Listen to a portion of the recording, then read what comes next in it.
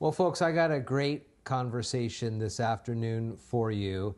I am with Don Trosper, and longtime listeners to KMAS remember when Don and I talked probably 5 or 6 years ago now at the Schmidt House. Yes. About one of his first books that he was writing. It was because of COVID. You had extra time. We had shut down. All the crowds that used to visit the Schmidt Mansion got shut down because of COVID. And what do? We have all this local history to share, and now how can we do it? And so that's where we got inspired to start books. And they are fascinating stories. 2 of them focus on Tumwater specific. The new one that I want to talk about is This Can't Be History, or Is It? It's 100 stories from kind of this region, the Southwest region. Yes. And there's a bunch of great ones about the history of Thurston County, Lewis County, Pacific County, and what was the other Grace one? Harbor. Grace Harbor County. And a little touch of Mason, too. A little throw some Mason in there for good. I threw a story about Shelton in there. For good measure as well. and Fort Lewis, too, for that matter. HEBLM now. It's part of the Heritage Builders Project, and Don just pours himself into these books. They're so fun to read, and they are kind of like quick hits of great historical facts that when you drive around. So, for example, something that you'll be like, if you're in Tumwater going down Trosper Road. That was named for my great-grandpa. 1892, our family got here. It's amazing. So we're still in that property right where we're sitting now. The Trosper of Trosper Road is here, and that's kind of how history comes alive in these books. Talk to me a little bit about the continuation of these stories, how you get the material. I know you've been very involved with the Tumwater Olympia Brewery Foundation over the years and things like that, but where are you able to find some of this source material? Boy, it's over years of doing this because it's been a passion for a long time being related to the road. People say, have you lived here all your life? And I say, not yet. But yes, we are. 1892, we have a lot of rich heritage, but I thought I knew a lot about Tumwater since I grew up here, but as I got a job at the Olympia Tumwater Foundation at the Schmidt Mansion, I got to research a lot more. So it's internet. Used to go to the libraries and do the microfiche files, and it takes a long time to do that kind of research. But I've gone to museums, Lewis County's museum in Chehalis, and online to the other counties, and so I've gotten a lot of sources over the years, and I put them in files, and I get little stories here and there and put them in a file. Do people email you ever and go, I got a story for you? A little bit, My great-granddad or my granddad would always tell us this story, and I never knew if he was just telling tales or what, but you should look into this. Well, or else hopefully they have some sort of journal material that they wrote, because that's where it becomes a real treasure, is that the first-person accounts are always best. Yeah. And so there was one for Grace Harbor County I did for this book, up in, what do they call it, the Wild Man of the Wainuchi. Oh, yeah, John Turno. Yeah, well, this is her grandpa, I think it was in the sheriff's office that went hunting for him a little bit. That really? Kind of thing, and had some stories about that. So I thought, well, that makes a good little chapter in my book. I'm actually reading the Bill Lindstrom book on that's very John good. Turno very right good. now. And it's a fascinating read. Sure is. For those who grew up here in the Southwest region, it is, prolific in stories of the Oregon Trail and how it all came about, and the name, and it's the water and the artesian wells and all these things. What have you found specifically, like on some of these naming, how these cities got their names? A lot of the stories in this book are about these small towns all around these. There's a lot of small towns in Lewis and Grace Harbor and Pacific counties, and a lot of rich history to them, but nobody hears about them. And they say,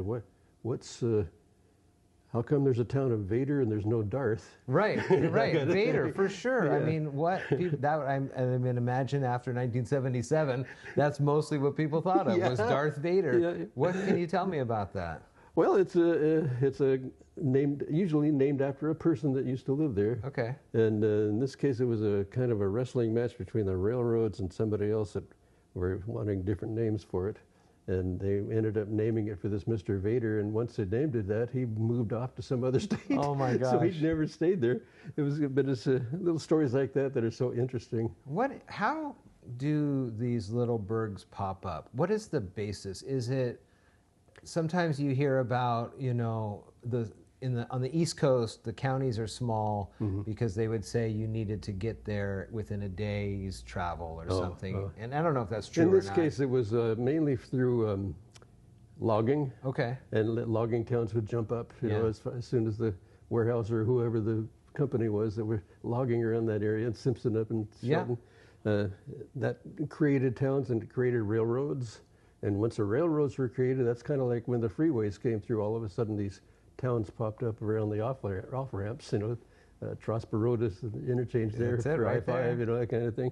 So Tumwater's growth area is to the south, based on the freeway a little bit. I saw a picture on social media, I think just even this morning, and it appeared to me like almost the ribbon cutting of I-5. Yeah. There was a lineup of cars in front of military folks there, and they were kind of getting things going. How much of an impact did the eventual opening of that interstate have on some of these smaller towns? Well, if the railroads, the business stopped, like the warehouse are shut down in some area, the railroad kind of petered out and it wasn't making a financial thing, and so they moved and they changed the whole. All of a sudden, towns die and others grow up around the transportation usually. We had a lot of railroad towns. We had a lot of timber towns. We had a lot of fishing towns like Westport and Ilwaco and all that place. Usually business oriented that drew people for work. Yeah. And then Ocean Shores was more of a promotion thing. And that one of the newer towns in our Southwest Washington. There was cute stories from there. And usually if you dig around and you find a treasure trove of somebody's memories written down or an interview they did or something, and I kind of adapt them a little bit to a short story format and get some of the basic facts. But just facts, you don't want just names and dates, you want stories. And so that's what it is, to get human interest stories. So a lot of the stories, I would imagine, come from kind of the founding of these towns, 1800s, but there's some information about even further back, mammoth and woolly mammoths and things. Well, Tell the me last story in this book, I wanted to get my wife. She's a aspiring writer also, but she hasn't ever gotten published before, so I wanted to have her submit one of the stories to this Southwest Washington book. So we decided to, she was inspired by one of the Dale Crows, who's an archaeologist that spoke at the Schmidt Mansion once. Okay. And he talked about woolly mammoths and saber-toothed cats and all these things that were around in the Ice Age. Sure. And so she went, well, let's do history way back before the tribes even got here. Yeah. And so it was she wrote a short story on that. So folks have been able to find evidence of that here? Yeah, that archaeologists, they've had archaeological digs and found woolly mammoth bones, and even there were humans that hunted them and they found their weapons and that kind of stuff. So it was really neat stuff. One of the things I remember when I was in middle school at Tumwater Middle School was a day where we walked down to the cemetery that's just right by the middle school. Yep. What do you know about some of the folks in there? That's an old cemetery. It has the Bush family. It has the Trospers, my great-grandparents and great-great-grandparents buried there. And then my grandpa is the more modern part of it next door. Yeah. So we have a lot of,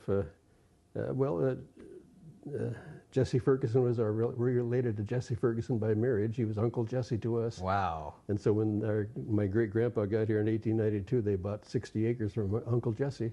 And we still have 25 acres left of the original that we still are on. That's amazing. And and then our kids haven't moved away. We don't have to travel anywhere for visiting grandkids. They're all here in the town. Our family reunions and Christmas dinners and that kind of thing are right here at home. We don't have to travel. That's amazing. Yeah, which is uncommon nowadays. Sure, it sure is. Where are you getting out to talk to folks about this? Well, then where can people buy this? Okay, well, Thompson Furniture in Tumwater. Okay, it's a long-time business, They're probably my best outlet as far as commercial business. And then we landed the gift shop at the Northwest Carriage Museum in Raymond, and they carry the books now.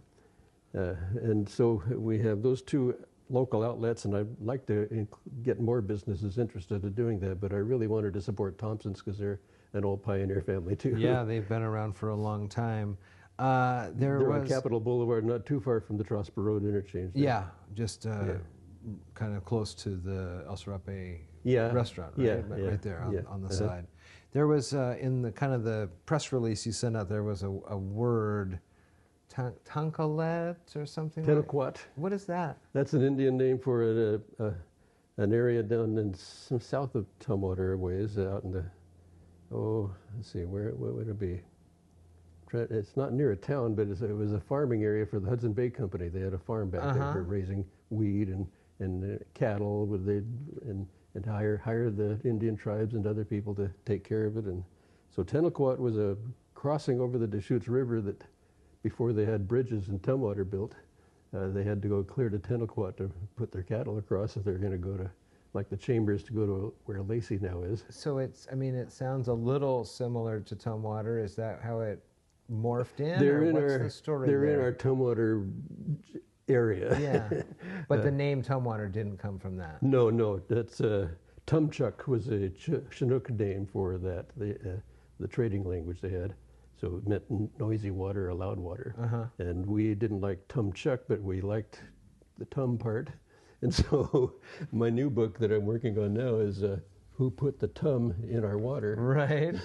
And that's another Tumwater book I'm working on, and more short stories. Amazing that you can get so many books out of one community. Yeah. I thought, boy, I'm going to wear this out pretty quick, but the more I dig, the more I find. And, sure. And somebody gets inspired to tell you a story. Oh, my grandpa did this, or new businesses, old businesses that aren't here anymore. You find out about the history of Pogues Automotive and Towing, or all kinds of, a lot of business. Well, of course, with us, it's the biggest part of Tumwater history is the Olympia Brewing Company and the Schmidt family. Yeah, for sure. So that's a big part of our history. But we were 50 years old before the Schmidts got here. Right. Tumwater was. We're the first permanent American community north of the Columbia. That's amazing to think about, too, especially in the long history of the Bushes and the Oregon Trail and how everyone came up here and found their plot of land and, Bush Middle School now and things like that. And it's just turned into such a vibrant community.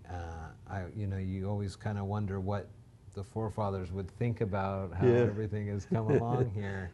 Oh, they'd be lost. No, you ain't kidding, they would be. Yeah. It's fascinating, and these stories are so great. What do you think it is about having this stuff written to be able to pass on to the next generation? Because as these stories... It's like a calling for me. It's a passion because I've been a part of it. Yeah. I have relatives and great-grandparents and all that stuff. It's just Uncle Jesse Ferguson was on that original wagon train, and we're on some of his property. It's amazing. We have a northern spy apple tree that are still growing, producing apples that he planted back in the 1860s or 70s.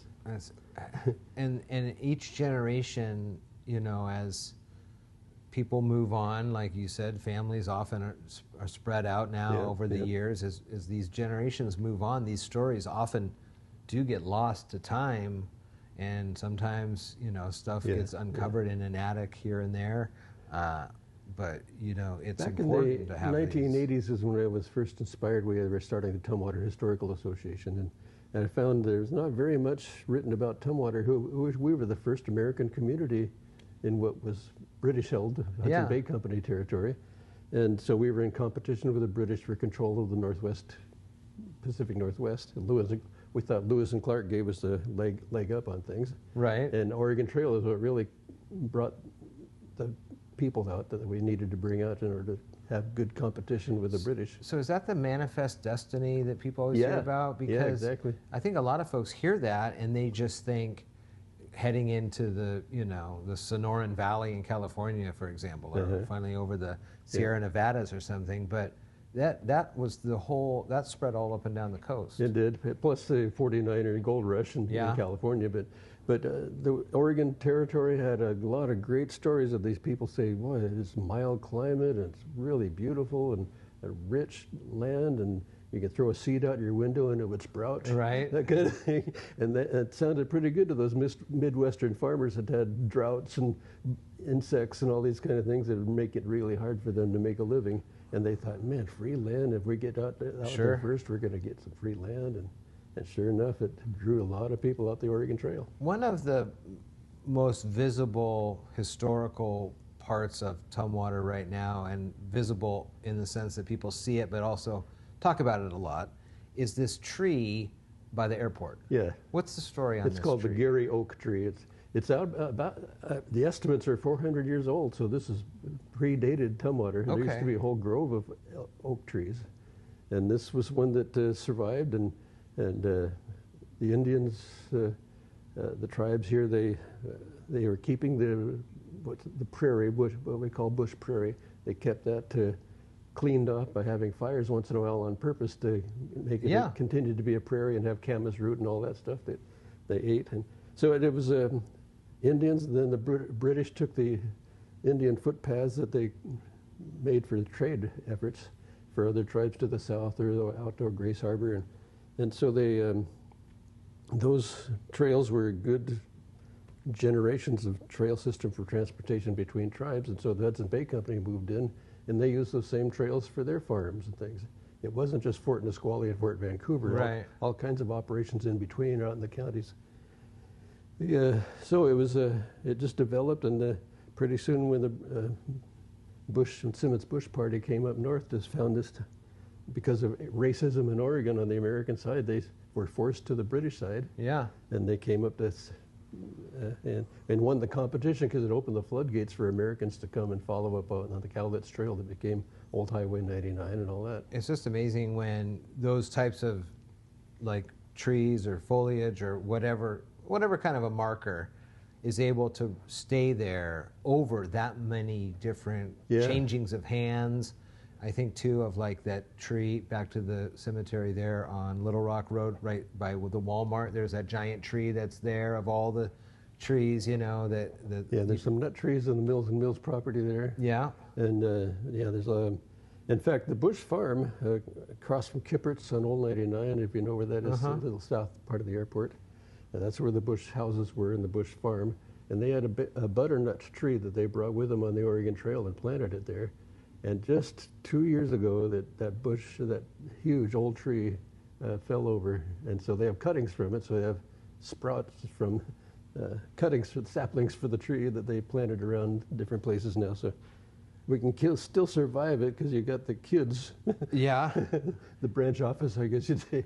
Are you working at all either in Tumwater or across these different locations of these stories to try to build any sort of marker or anything like that so people can pull off on the side of the road and read a little bit of the history? We want to do more of that. In fact, we have a motion going on now in Tumwater to highlight the Old 99, because that was the Cowlitz Trail, and it became a railroad between Tumwater and Tenino for a while, pretty much the same route.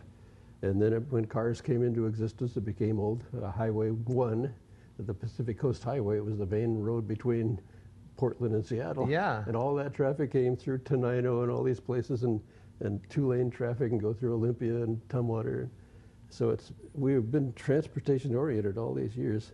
So, but we are now wanting to get more signage that says, it used to be the Cowlitz Trail, this used to be Highway 1, and then Highway 99, and all it's a lot of history in our highways. You know how Route 66 made a song out of it down south? That's true. Became famous. Yeah. Maybe we can make Capitol Boulevard and Old 99 a song. Could be something there. Could be something. Yeah. Of all this, how many do you think are going to be in the new book? How many stories of Tumwater? Right now I've got, the new one that's coming up is, right now I got 25 made. So, and I'll give you the package. 90, 25 here, 100 here. What's one of your favorite This could end up being 40 or 50 episodes. So another 40 or 50, in addition to the 40 and 50 on the other two books too. Yeah. Oh my gosh. Yeah. Plus 100 here. What's your favorite? What's your favorite one? I've done so many that they all become my favorites after a while. But I like the ones that have really cute stories or funny stories for getting their name or something. One that I like is the Pickle Pioneer of Menlo. Tell me. That in Pacific County. Menlo is a town that's on the main highway going from Alaska down to PL and out to the coast. I know what you're talking about. And so Menlo is almost to Raymond, but not quite. And the Pickle Pioneer of Menlo were some early religious cult, I guess you'd say, group that had a wagon train of their own, and they came out they promised their son that he was going to get to lead the wagon train. But he got malaria and died before they took off on the trail, and they honored his dad said, we're going to still let you lead. So they had a metal-lined casket that they put in the lead wagon and put his body in it with 100 proof whiskey, preserving the corpse of that son. And they hauled it all the way out on the Oregon Trail to Oregon. Amazing. And ended up at near the coast. I was going to ask what was the most unbelievable story, but I would say that's probably right up there too. But they didn't name it. Willie Keel was his name. Okay. And they have you can pull off to the side of the road and find his grave and his that panel of history on it. So that was one of the cutest ones. And I like the clamshell railroad from Milwaukee up the coast to Long Beach. Okay. They used to have a little narrow gauge railway that served as, made Long Beach grow into a big tourist town. And of course, oysters was a big thing, and Nakata and some of those little towns there along Great Willapa Harbor.